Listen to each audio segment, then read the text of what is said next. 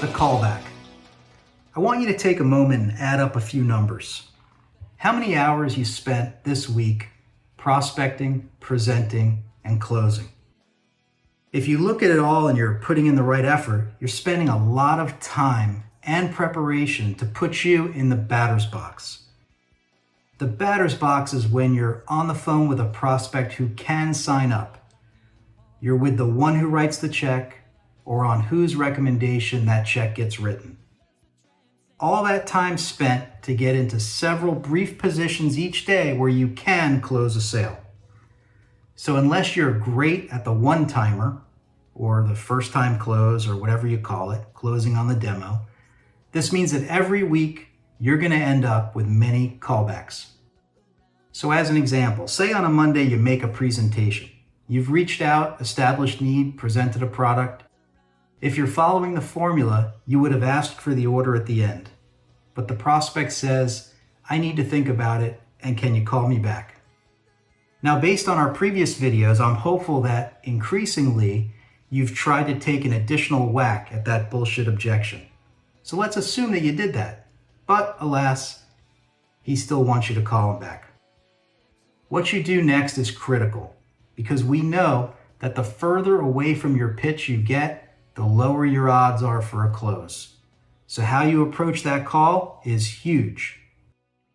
Now, like in many cases in sales, it's important to fight your natural instinct, which in this case, if you're just thoughtlessly running through your calls, might go something like this. Hey Bob, this is Jack from OMG. We spoke on Monday and I'm just calling you back to see if you had a chance to think over what we discussed. Wrong. That's not an approach. That's a weak attempt. As a small business owner, it's likely that 100 things have occurred since you spoke. So though it's likely to be your priority to get this deal closed, it's far from his. Instead, go in strong with this anatomy. First, reintroduce. Hi Bob, this is Jack from OMG National. We spoke on Monday about our product and how it will impact your rank and increase business for Bob's Automotive. I know you had a chance to review our information. So you don't ask, you don't wonder, you make an affirmative statement. I know you had a chance to review our product information. Next, after reintroduce, you got to give him something new.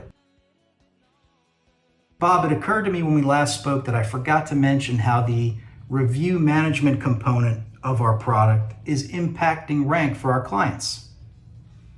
Now, it doesn't matter if you've already gone through that. What matters is that you're pushing them back under the ether so you can find your own formula for that. And then you go on. And as you might remember, our Google My Business Pro product will, and then right back to the top of your pitch. Don't assume that they remember. Don't assume that you should gloss over the benefits. Believe me, they'll stop you if they want to stop you. But this is an approach that's proven, and it will also enable you to hone your presentation, making nuanced changes to the callback version of your pitch. But in both cases, the initial pitch and the callback pitch, you'll end up at the same place, asking for the order, and then isolating, overcoming, and closing on the real objection or objections.